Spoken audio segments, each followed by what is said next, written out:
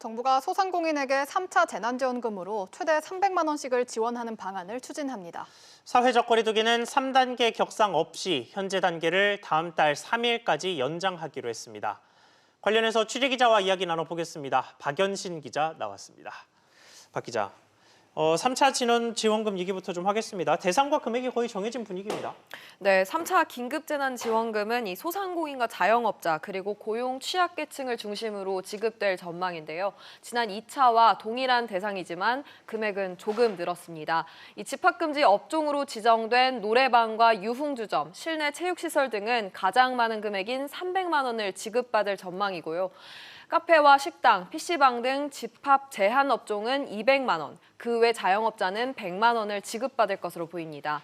이번 지원금은 정부 재정으로 소상공인과 자영업자들 임차료를 직접 지원하겠다는 목적에서 지급되는 건데요. 이 정부는 총 5조 원 안팎으로 내년 1월 초부터 지원할 예정입니다. 네, 이 밖에도 어떤 분들에게 재난지원금이 지급될 예정인가요? 네, 이 특수고용 노동자와 프리랜서 등이 대상이 될 것으로 보이는데요. 이들에게는 50만 원씩 지급되고요. 별도의 신청 없이 기존에 지급받았던 사람이라면 수령이 가능할 전망입니다. 또 당정청은 이 초등학생 이하 자녀가 있는 가구를 대상으로 아동 특별 돌봄 지원비도 지급을 고려 중입니다.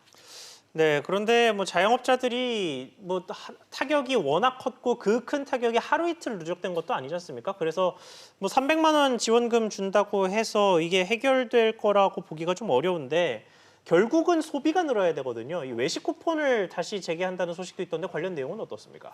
네, 이 정부가 이 외식 쿠폰 지급을 내일 오전 10시부터 다시 시작하는데요. 다만 현장이 아닌 배달 앱을 통해 주문할 경우에만 적용이 가능합니다. 네. 각 카드사 홈페이지와 앱을 통해 응모한 뒤 해당 카드로 배달 앱에서 결제를 2만 원 이상 총 4번을 하게 되면 이 다음 달 카드사에서 1만 원을 환급받거나 청구 할인을 받을 수 있게 됩니다. 이 지난 행사 때와는 다르게 이번 행사는 주중에도 참여할 수 있습니다.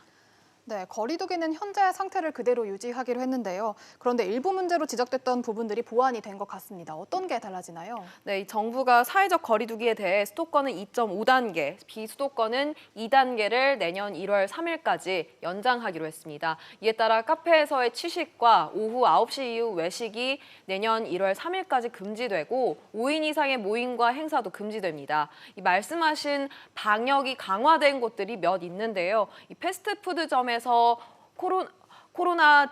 음료나 이 디저트류만 주문할 경우 포장과 배달만 허용되고 이 무인 카페 착석 금지와 홀덤펍 영업 금지를 전국적으로 시행하기로 했습니다.